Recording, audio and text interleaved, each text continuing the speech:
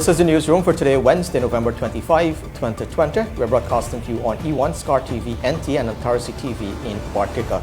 In the headlines, President Irfaan Ali says Guyana and Suriname should create dedicated pathway to deepen economic and social cooperation. My government is prepared to exert its energies in working with the government of Suriname. Thousands of scrap metal dealers are calling on the government to reconsider its decision to halt the trade. 2 more COVID-19 deaths take Guyana's toll to 149 and 47 new cases have been recorded. And in sport, West Indies head coach not bothered by the lack of red ball cricket for Guyanese pair, and Argentine football legend Diego Maradona dies at 60. With the news, I'm Avinash Ramzan. Thanks for joining us. We started by telling you that President Irfaan Ali on Wednesday addressed an extraordinary sitting of the Surinamese National Assembly on the occasion of that country's 45th independence anniversary.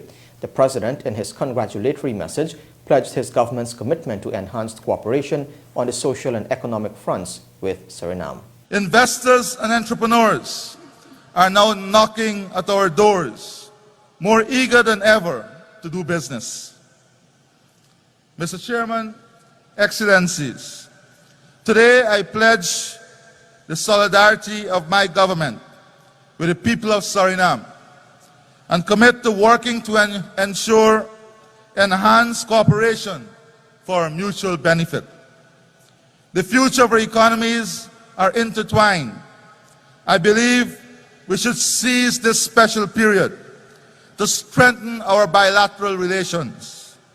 We have a golden opportunity to begin to dismantle the impediments to bilateral trade, especially if there are no legal obstructions. Mr. Chairman, Excellencies, as Suriname celebrates and enters into the 46th year of its independence, as Guyana prepares to celebrate its 55th year of independence next year, I believe that both of us should create a dedicated pathway that would deepen economic and social cooperation. My government is prepared to exert its energies in working with the government of Suriname on the creation of such a plan. The President and First Lady, along with several ministers of government, are in Suriname on a 3-day visit to join in that country's independence anniversary observances. Dr. Ali on Tuesday evening addressed a state dinner hosted by the Surinamese President Yesu Persaud Santokhi and First Lady Melissa Santokhi to kickstart the country's celebrations. On Wednesday, the first couple joined the Independence Day parade and cultural presentation in Paramaribo. The 2 presidents, who were both elected this year to serve their countries, have concluded agreements on the bridge across the Quarantine River, the resumption of the ferry service, and other bilateral engagements during the visit. Now, scrap metal dealers in Guyana are hoping that the government will reconsider its decision to halt the trade. General Secretary of the Guyana Metal Recyclers Association, Stephen Bourne, told the newsroom on Wednesday that thousands are affected as the scrap metal trade is the only source of income for many. The government decided to put a pause on the trade after 23,000 pounds of cocaine were found hidden in a container of scrap metal in Belgium in late October. Isnel Patwa reports. General Secretary of the Guyana Metal Recyclers Association, Stephen Bourne, says the scrap metal trade has been suffering for years, but he is hopeful that it can be recognized as a valuable export industry for the country. On September 30th, the government halted the export of scrap metal, and exporters were told it was because of re-evaluation and restructuring of the scrap metal trade. 5 days prior to the halt, a container of scrap metal left Guyana for Belgium, where officials there discovered 11.5 tons of cocaine during inspection on October 27th. A local investigation is underway by the Customs Anti-Narcotics Unit to determine how the drugs managed to leave Guyana undetected. Meanwhile, the Metal Recyclers Association held a meeting with the Minister of Tourism, Industry and Commerce, Onage Waldron, on November 17th to raise concerns about the effects of halting the trade, and according to Bourne, the minister made a commitment to have the trade up and running by December 15th. From when the scrap metal unit was functioning, we had well over 300 persons trading. Exporters, we have about 17 exporters. But people that trade locally, that just buy and sell, but that is not the count that people that actually move around and collect metals, which are in the thousands. to just do this on a day-to-day. Bourne said businesses were forced to lay off about 90% of staff as they could not afford to pay them when the trade was halted. We're hoping that the timeline given by the minister is that we're able to work in the timeline, because there are, like we said before, there are a lot of people that, including myself, that was forced to fire or lay off about 90% of staff, and there are many other exports and many other business entities in scrap metal that was forced to lay off persons because we cannot afford to pay them at this time because there is no income. So we're hoping that the government stick to the timeline that the minister gave us and open the trade, because we are also affected by so many other things with COVID-19 and the government giving relief to other companies or other industries. And the holidays are upon us as well.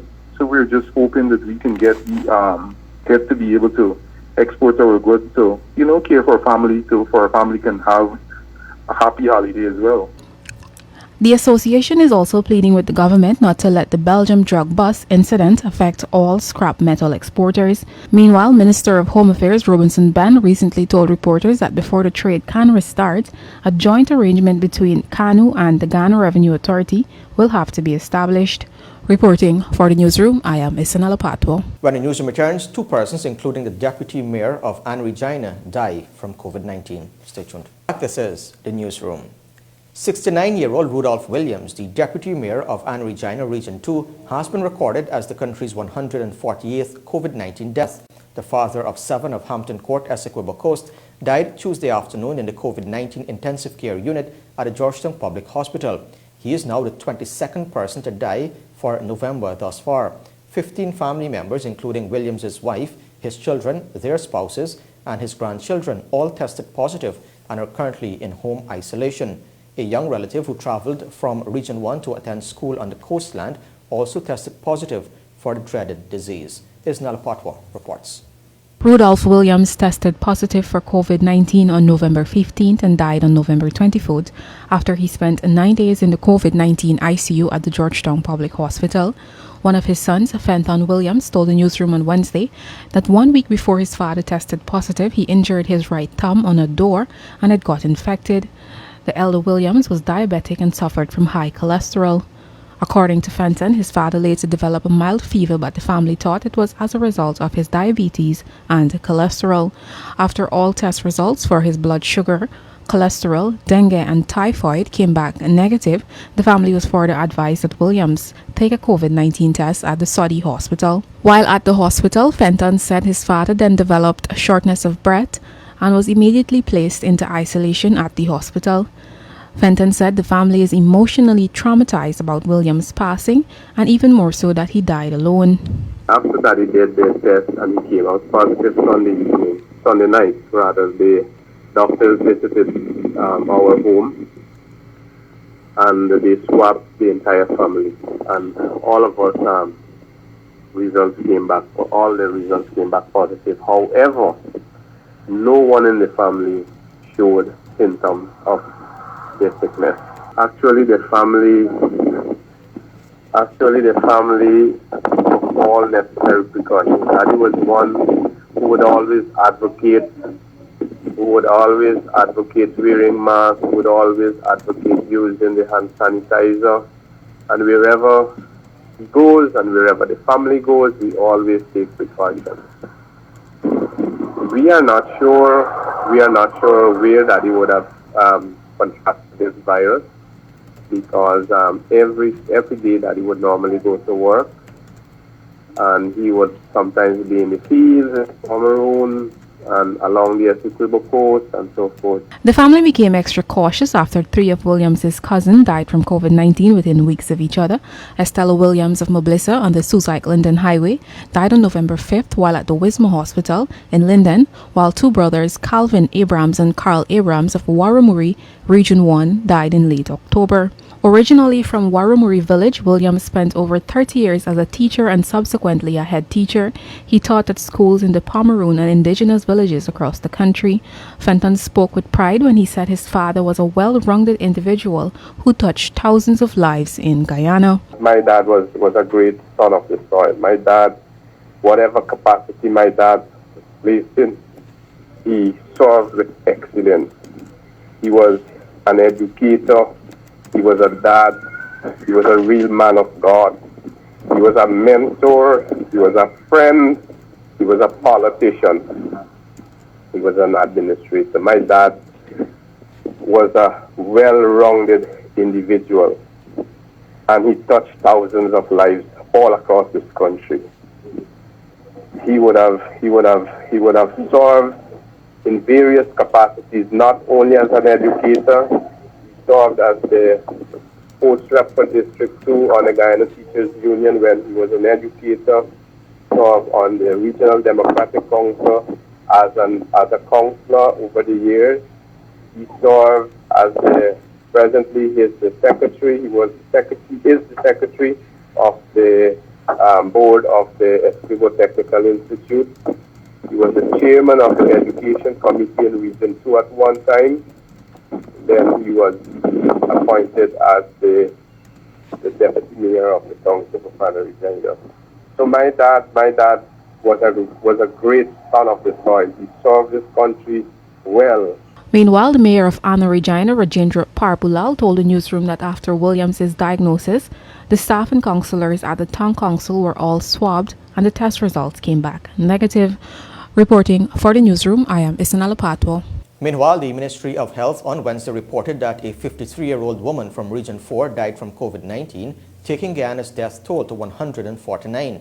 The ministry in a statement said the woman died while receiving medical care at a facility. She is the 23rd person to die so far for this month.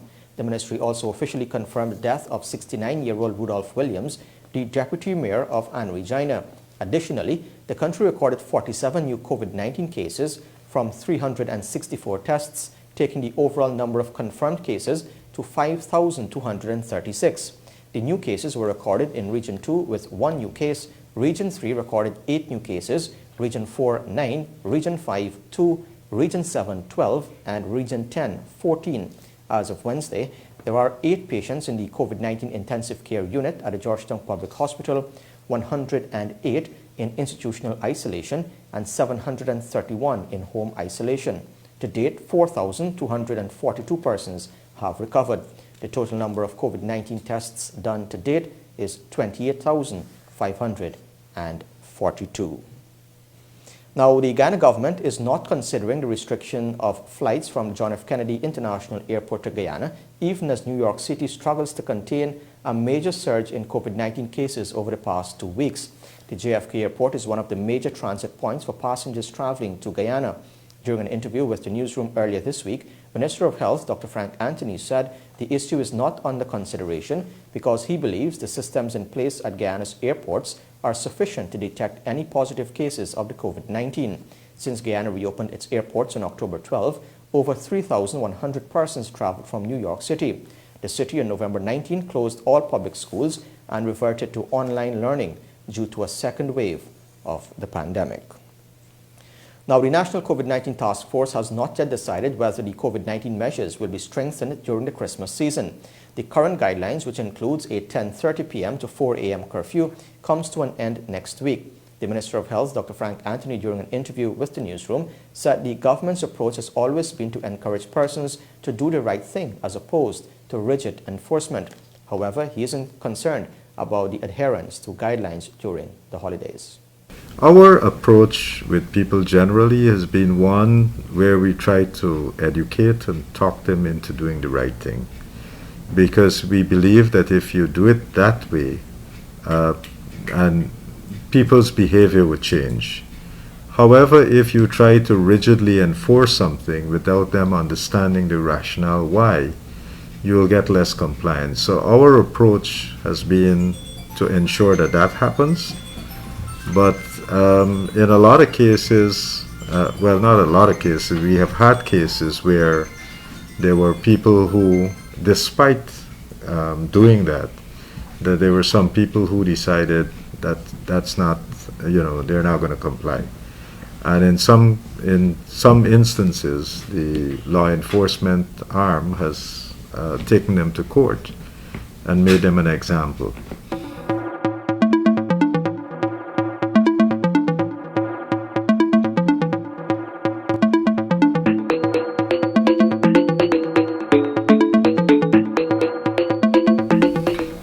We'll have that discussion with the technical team, and as of now, we haven't had that discussion, but that's something that we obviously would have. Our challenge has always been, how do we bring a balance between keeping the public safe and at the same time allowing some form of economic activity. We can flatten the curve within a couple of weeks, but that would entail maybe a severe lockdown and no activity. And when you do that, you will achieve a public health objective, but you would also maybe flatten the economy. So how do you bring a balance between the two things? And I think every country around the world has been grappling with that. And there are no simple answers to that. So we are going to examine these things, and one of the things, however, that we are worried about, and I'm worried about, is in the Christmas season, people generally tend to want to socialize more, want to go to parties and so forth. And that's something in a pandemic, especially a pandemic like this one, it's going to be a no-no, because what we'll then see after such activities, we'll see a surge in cases. We can avoid that if people start behaving responsibly. Still ahead on the newsroom, a child bereavement advocate is urging for more to be done for grieving children and families. Stay with us. This is the newsroom. As Guyana joins the rest of the world in observing International Day for the Elimination of Violence Against Women and Girls, the Ministry of Human Services and Social Security has disclosed that 17 women were killed this year, leaving 43 children motherless. Newsroom's Bibi Katoon spoke with child bereavement advocate Marva Langevine, who is calling for more to be done for grieving children. Langevine, a teacher by profession, founded the Guyana Golden Lives organization to assist grieving children and families. She said more needs to be done to remove stigma from grief and provide support to those affected. She also spoke of the need to protect one's mental health and that of children in the ongoing pandemic. The high instances of domestic homicide in Guyana has been something that really worries me. But what worries me the most is the fact that the surviving children, oftentimes they don't really receive the professional support that they need, because many times the children would witness their mother or father being murdered, and that is a traumatic event, and the children, they need professional psychological and psychosocial support. And I feel as a country we really need to come together and do more for these children. I had one family a few years ago when I started this work. I had a grief camp, and I had some siblings who had witnessed their mother being murdered. They attended the camp, and I was able to do some work with them, with my team. But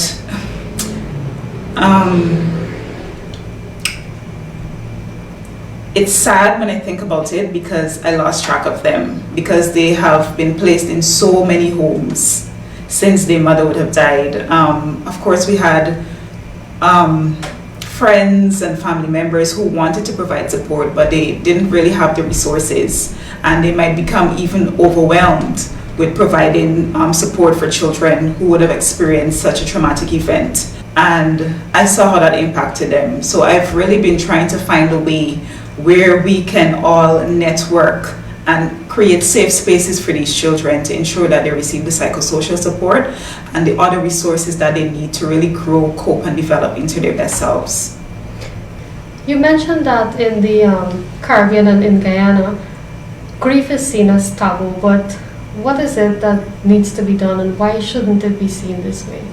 Yeah, the loss of any loved one is a traumatic event.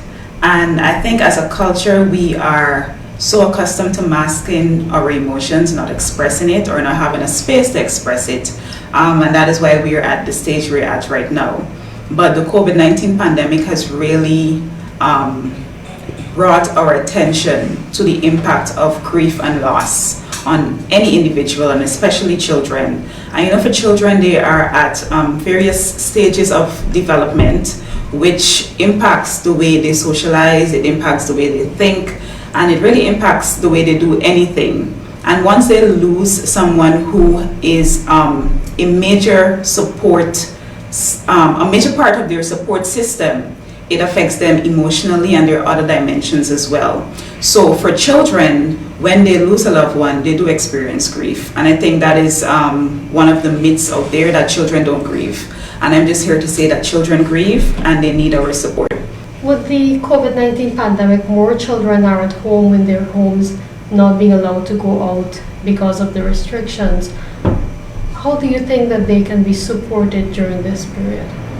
School for many children is a safe haven where they connect. I'm a secondary school teacher, so I know, especially for adolescents, they're finding their identity and they're really moving away from the home environment and finding their space in the world, and they're connecting more to their peers.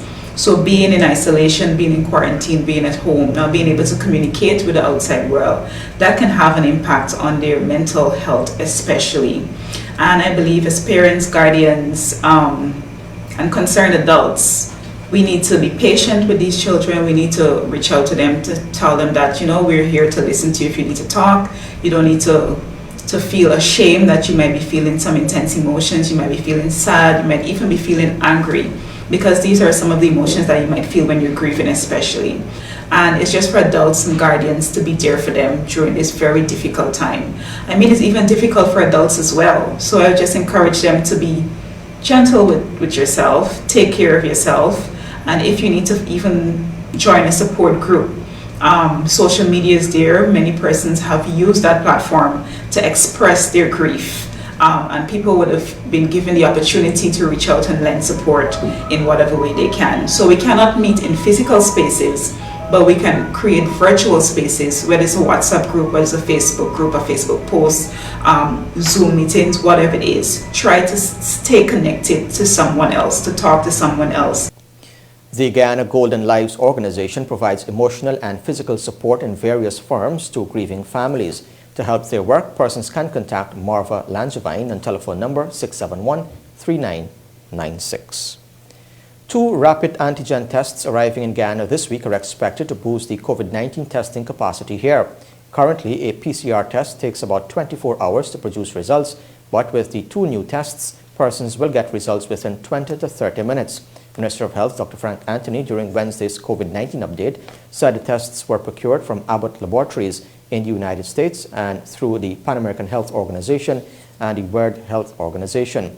Health officials have already been identified to undergo training to administer the test, which, according to him, is fairly rapid and accurate.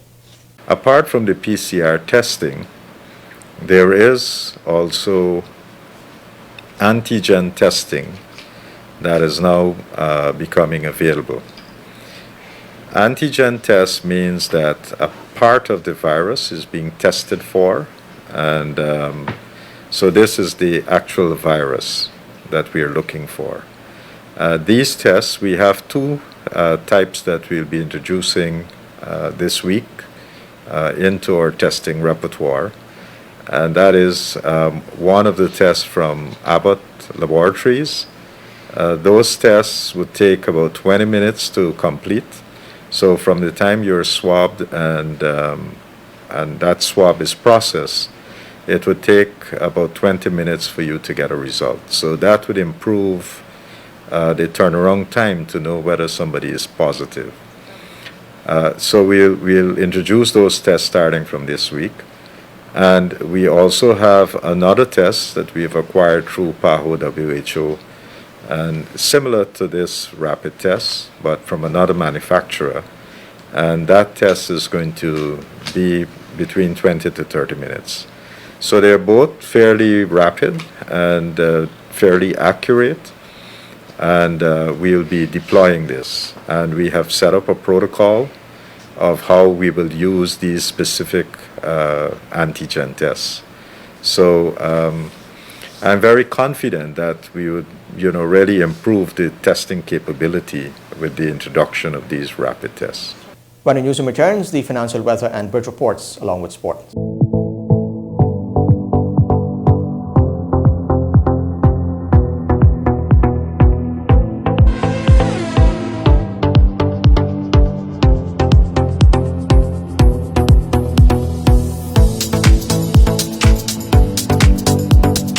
Welcome back to Newsroom. Now for a look at what's happening in sport. We're starting off with some football news, and on a sad note, the football legend Diego Maradona has died at the age of 60. The former Argentina attacking midfielder and manager had successful surgery on a blood clot in the brain earlier in November. It was then announced that he was to be treated for alcohol dependency. One of the greatest players of all time, Maradona was captain when Argentina won the 1986 World Cup, producing a series of sublime individual performances. He played for Barcelona and Napoli during his club career, winning 2 Serie A titles with the Italian side. Maradona scored 34 goals in 91 appearances for Argentina, representing them in 4 World Cups. He led his country to the 1990 final in Italy, where they were beaten by West Germany, before captaining them again in the United States in 1994, but was sent home after failing a drug test. During the second half of his career, Maradona struggled with cocaine addiction and was banned for 15 months after testing positive for the drug in 1991. He retired from professional football in 1997 on his 37th birthday during his second stint at Argentine giants Boca Juniors. Having previously managed 2 sides in Argentina during his playing career, Maradona was appointed head coach of the national team in 2008 and left after the 2010 World Cup, where his side were beaten by Germany in the quarterfinals. He subsequently managed teams in the United Arab Emirates, Mexico, and Argentina. Cricket news now. Guyanese pair Kimo Paul and Shimron Hetmyer will potentially enter the 2-test series against New Zealand without featuring in a first-class match since March this year. However, the West Indies head coach Phil Simmons is in no way bothered by the lack of match time, noting that players are professionals who can adjust. Akim Green reports. Unlike the majority of the squad who arrived in New Zealand on October 30 and would have already completed their 14 days of managed isolation, Paul and Hetmyer arrived in New Zealand on November 14th from the United Arab Emirates due to stints in the Indian Premier League. Prior to the IPL, both played in the Caribbean Premier League after they opted not to tour England for the 3-test series in July due to safety concerns about COVID-19. This is West Indies' second series since the pandemic. It is understood they will join the rest of their teammates in the bio bubble on November 26. The same day, West Indies played their final warm-up match against New Zealand A. Simmons indicated Tuesday that Test captain Jason Holder, who finishes quarantine then as well, will be included in the first-class match, but would only join at tea on the first day. The Test series starts December 3rd, but Paul and Hetmyer are expected to feature in the 3 T20s, which commence November 27. No concerns really. I think they're experienced enough cricketers to know and to adjust their thinking from the T20 format into the Test format. So no real concerns there for me. West Indies drew the 3-day match against New Zealand A, in which Darren Bravo's 135 was the main highlight. With the exception of the out-of-form John Campbell and Jermaine Blackwood, the other top 6 batters got time in the middle and mid-runs. Simmons hopes more of the same can be done and wants to win this first-class fixture to gain confidence ahead of the first test. Not same again as in the 3-day with the batsmen, the big partnerships, the big scores, and maybe a few more players getting scores and getting time at the wicket is most important in this game. But at the end of the 4 days, the best thing that could happen is to win the 4-day game so that we go into the test match with that kind of success and confidence behind us. So for me, those are the important things. As I said before, the bowlers, they continue to step up every time we go into a test match. So I'm not worrying too much about the bowlers, but I think we need some big scores from the batsmen. So I'll be looking to see if that happens in this 4-day game. When the test series starts, West Indies will be eyeing their first series win in New Zealand since 1995. It is also the last time they won a test in New Zealand, having lost 8 of the 12 matches since. For the Newsroom, Akim Green. Meanwhile, the West Indies head coach Phil Simmons is imploring his test batsmen to make good use of the next warm-up match against New Zealand A, which starts on Thursday, by occupying the crease. He hopes it can lay a foundation for good scores in the test series starting December 3. I think it's about spending time at the crease. I think the good thing about that 3-day game we played is that Bravo, Craig Braffett, Brooks, Chase, they all spent time at the crease. So in this one, it's about spending time at the crease. And that in that game, I'm not worried about the fact that Bravo scored 100. I look at the time they spent at the crease and how they control their inning. So I think that's what I'm looking for from John and Blackwood in this 4-day game. If we're going to stick in one more, Dario, Coach, you arguably have the strongest crop of West Indies batting talents at your disposal right now in Test cricket. How enthused are you and how much you're looking forward to seeing, I guess, this group turn the tide and begin to do as you've been saying since England score hundreds and post big totals? Well, I would be one of the happiest men in the world if that could happen, if we could continue with the partnerships and the time at the crease and the scores will come because we have batsmen with talent. So it's about understanding that you need to spend time out there to score the runs that we need to get to 450 and 500 runs. So I would be extremely happy if that happens. Over 40 cricket news now. Regal Masters, West Demerara Mavericks, RP Construction Legends and Sandpiper Masters recorded wins in round 3 of the Guyana Cricket Board's over 40 T20 competition sponsored by Tropical Spring Water. Details in this report.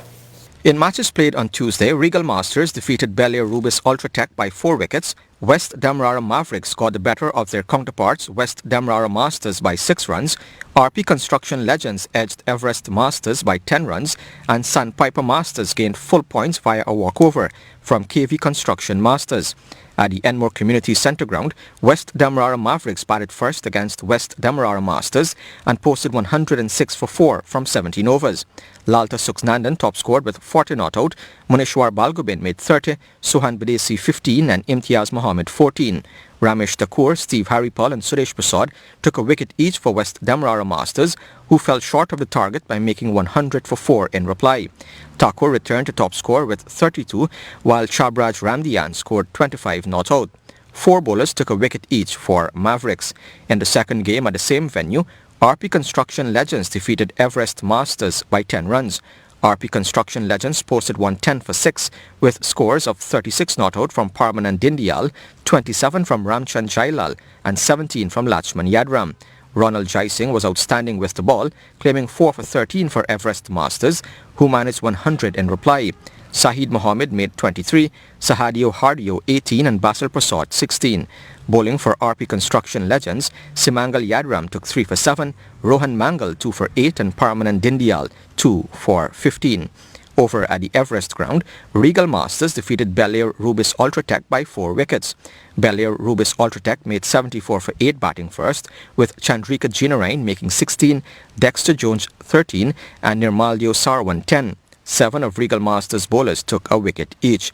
In reply, Regal Masters made 75 for 6, with Ijaz Mohammed scoring 21, Anthony Eiffel 15 and Sean D'Souza 12. Bowling for Belair Rubis Ultratech, Sean Messiah picked up 2 for 6. In the other game at Everest, Sandpiper Masters gained full points via a walkover from KV Construction Masters. Round 4 matches are slated for Thursday, November 26.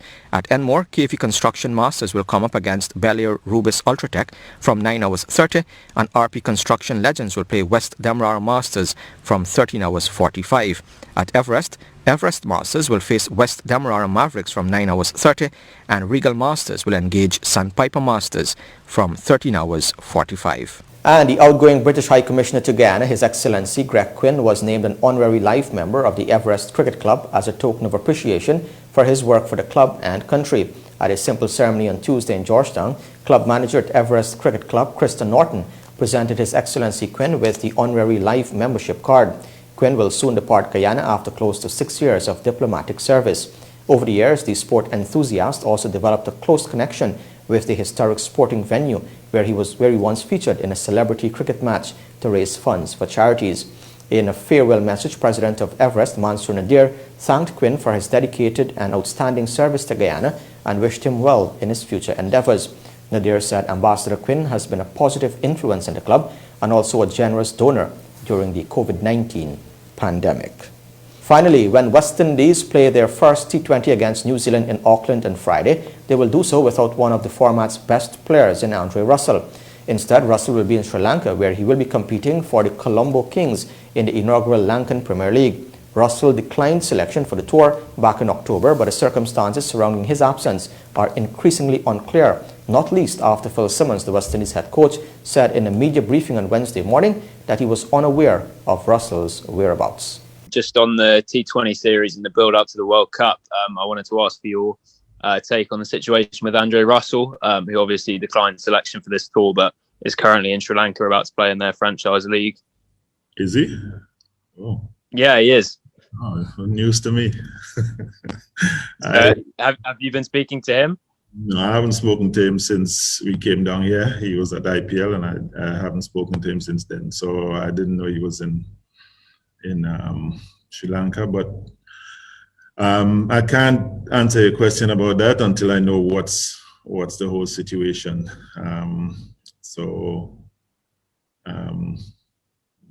As I say, I can't answer anything until I know the whole situation there. And with that, we've come to the end of the news for this evening. Of course, you can find updates on these and other stories on our website, Newsroom.gy, our Facebook page and Instagram. On behalf of the entire news team, my name is Avinash Ramzan. Thanks for watching. Be safe. See you next time.